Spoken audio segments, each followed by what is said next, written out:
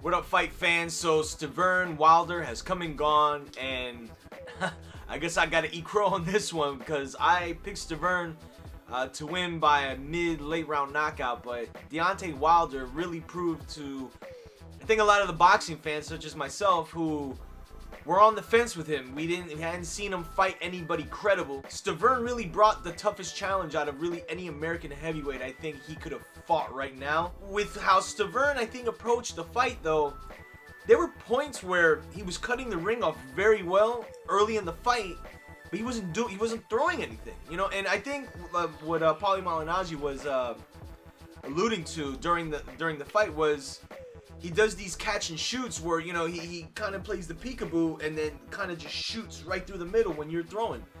And he couldn't really do that so much with Wilder because Wilder was utilizing the jab the entire night. And, you know, you think for a guy that big and with a reach like that, that should be the #1 weapon in his arsenal. And Mark Breland, who is arguably the greatest American amateur in history, you know, you could debate that if you like, but he's obviously a major component in that team, and I think you're starting to see maybe small pieces of the maturation of Deontay Wilder. Now, obviously, we have to see him against other opposition, you know, from Stiverne on now. You know, the heavyweight pool, at least in America, isn't huge, so one tends to think that he may have to travel to Europe a little bit, or maybe have those guys come over here.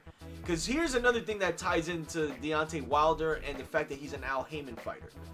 We just saw, you know, last week, the news from like with the video I made with Thurman Guerrero and Melina Broner, and then we got news that I didn't make a video about with Danny Garcia and Lamont Peterson fighting April 11th.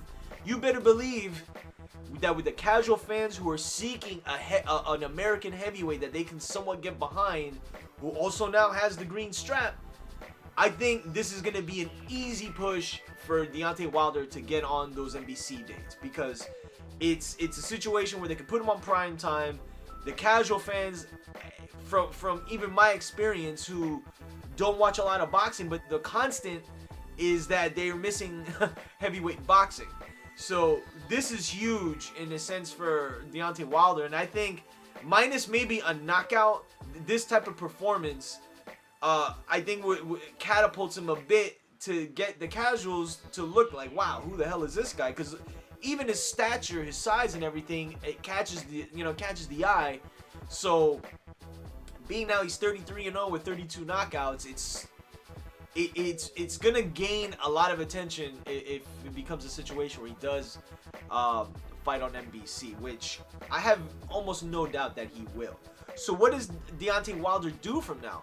Now, I said in my video that this fight could be a precursor to a potential Vladimir Klitschko fight, but what I will say is that while Wilder still won the fight, obviously, I think he won every round. You can argue maybe Stiverne won 1 or 2 if you wanted to take that route. But I don't think he's ready for Klitschko yet. Now, when you look at fights maybe with Tyson Fury, that can be very interesting. You know, it's two big heavyweights and two different styles, and both got power. So it's a fight I think should be made sometime maybe later this year. But as it stands right now, man, Deontay Wilder made a hell of a name for himself last night. And I think now really sets the tone for what could potentially be the new age of the heavyweight division in America. So, but we'll have to wait and see. But as I always say, subscribe, hit the links, and I will be back with you soon. Peace.